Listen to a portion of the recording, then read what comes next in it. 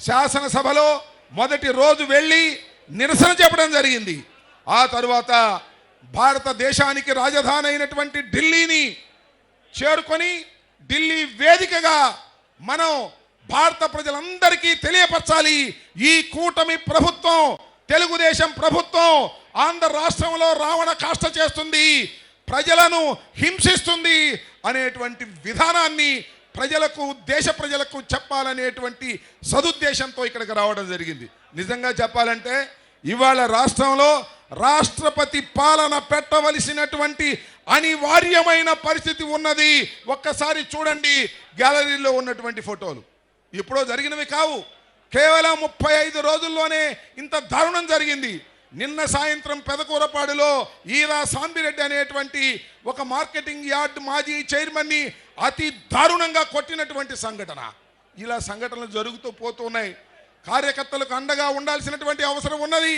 దాన్ని దృష్టిలో పెట్టుకొని ఇవాళ జగన్మోహన్ రెడ్డి గారి నాయకత్వంలో ఇక్కడికి వచ్చి మరి దేశంలో ఉన్నటువంటి అనేక రాజకీయ పక్షాలందరికీ కూడా ఇది తెలియపరచాలని, దేశంలో ఉన్నటువంటి మీడియాకి ఇది తెలియపరచాలని. ఎందుకంటే చంద్రబాబు నాయుడు గారు మసిపూసి మారేడుకాయ చేసి ఏమీ జరగడం లేదని చెప్పేటటువంటి ప్రయత్నం చేస్తారు. కాబట్టి సాక్ష్యాధారాలతో ఢిల్లీ వచ్చాం, మా ఆవేదనను వ్యక్తం చేయడానికి ఢిల్లీ వచ్చాం. మాకేమీ ప్రభుత్వం కూలిపోవాలని కాదు, మాకేమీ అధికారం రావాలని కాదు, జరుగుతున్న అన్యాయాలను అరికట్టవలసినటువంటి బాధ్యత దేశ ప్రధానికి ఉంది, రాష్ట్రపతికి ఉంది, మీడియాకుంది అని మా ఆవేదనను వ్యక్తం చేయడం కోసం ఢిల్లీ వచ్చాము తప్ప మరొకటి కాదని మనం చేస్తున్నా.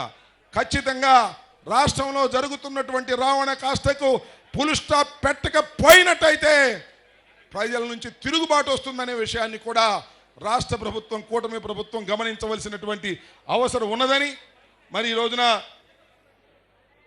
జగన్మోహన్ రెడ్డి గారు నిజానికి బెంగళూరులో ఉన్నారు. మొన్న వారం రోజులు బెంగళూరు వెళ్ళాలని బెంగళూరు వెళ్ళారు.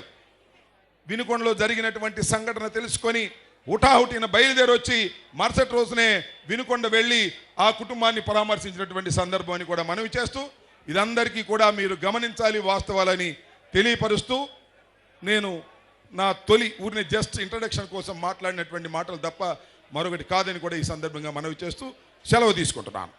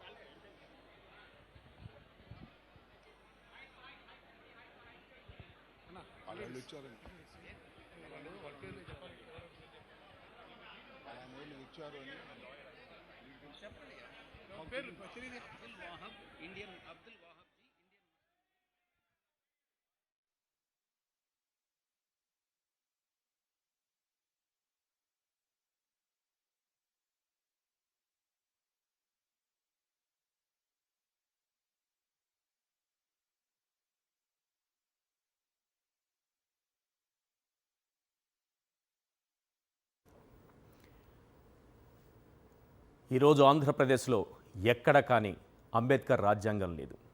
రెడ్ బుక్ రాజ్యాంగం మాత్రమే అక్కడ నడుస్తోంది. ఏపీలో నడుస్తోంది ఏంటి తెలుసా? రెడ్ బుక్ రాజ్యాంగం. చట్టం, న్యాయం, ధర్మం ఇవేవి కూడా అమలులో లేవు. ఇవేవి కూడా మన కంటికి కనిపించవు. కేవలం ఇక్కడ కనిపించేది రెడ్ బుక్ రాజ్యాంగం. ఆ రెడ్ బుక్ రాజ్యాంగాన్ని ఫాలో అయ్యేటటువంటి పోలీసు వ్యవస్థ. ఈ రెడ్ బుక్ రాజ్యాంగం ఎంత దారుణంగా ఉంటుందో ఇప్పుడు జంతర్ మంతర్ వద్ద నిరసన కార్యక్రమంలో మన కళ్లకు కట్టినట్లు కనిపిస్తోంది. తెలియజేస్తున్నటువంటి ఈ యొక్క వేదిక మీదకి వచ్చి జగన్ గారితో, మన పార్టీ అధ్యక్షులు శ్రీ జగన్మోహన్ రెడ్డి గారితో మాట్లాడడం జరుగుతూ ఉంది. ఆయన రాజ్యసభ సభ్యులు, ఆ తర్వాత హ్యారిస్ బీరన్, ఈయన కూడా రాజ్యసభ సభ్యులే. ఆయన కూడా ఈ యొక్క వేదిక మీదకి వచ్చి మనకు సంఘీభావం తెలుపుతూ ఉన్నారు. మీరందరూ ఒక్కసారి కరతాళ ధ్వనులతో మీరు ఒక అభినందనలు తెలియజేయండి.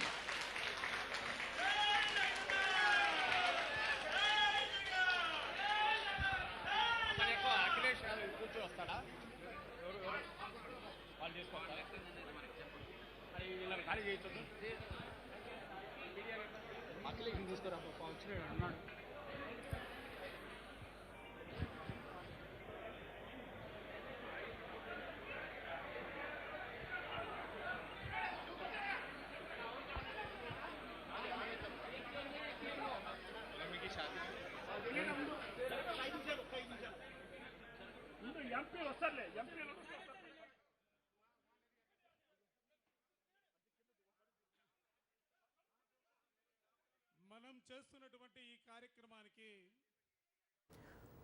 వివిధ పార్టీలకు సంబంధించినటువంటి ఎంపీలు కూడా ఈ కార్యక్రమంలో పాల్గొన్నారు. చంద్రబాబు పరిపాలనలో రాష్ట్రంలో జరుగుతున్నటువంటి అకృత్యాలను, అక్కడ ఉన్నటువంటి ఫోటోలను తిలకించారు. వైఎస్ జగన్ని వివరాలు అడిగి తెలుసుకుంటున్నారు, మద్దతుగా నిలబడుతున్నారు. ఈరోజు దేశం మొత్తం వినాల్సినటువంటి పరిస్థితి ఉంది. దేశం యావత్తు కూడా చంద్రబాబుని, వారి పరిపాలనను నిలదీయాల్సినటువంటి అవసరం కనిపిస్తోంది. ఎక్కడైనా ప్రభుత్వాలు వస్తుంటాయి, పోతుంటాయి, పార్టీలు గెలుస్తుంటాయి, ఓడుతుంటాయి. కానీ ప్రభుత్వం మారిన తరువాత ఈ స్థాయిలో దారుణ మారణ కాండ మీరు ఎక్కడైనా చూసారా?